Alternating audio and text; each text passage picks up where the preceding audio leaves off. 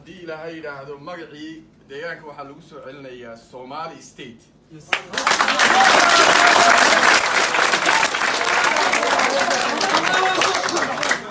qodobka labaad ee madaxweynuhu codsaday waxa weeyaan ku celi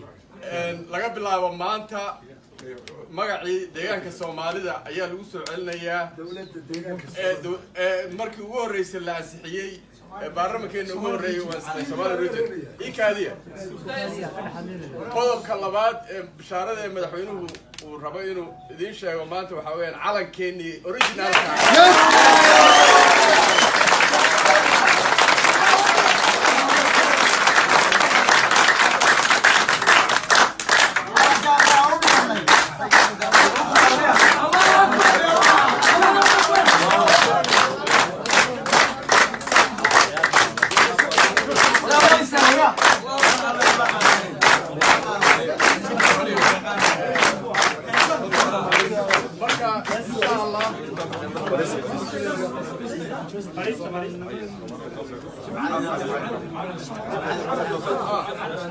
waxaan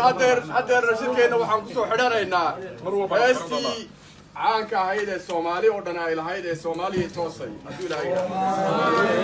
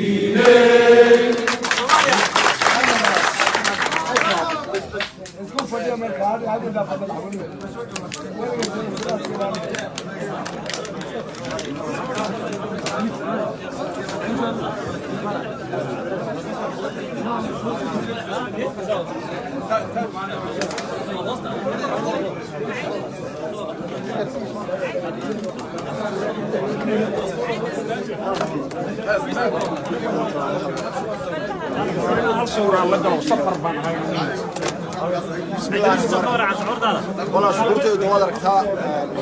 لبد بشاره اللي مدحونا soo jeediyay oo ah in calankii hore deegaanka Soomaalnimadu ku muuqatay soo celin doono oo ah calankii baarlamaankii ugu horeeyay deegaankaas iyo sidoo kale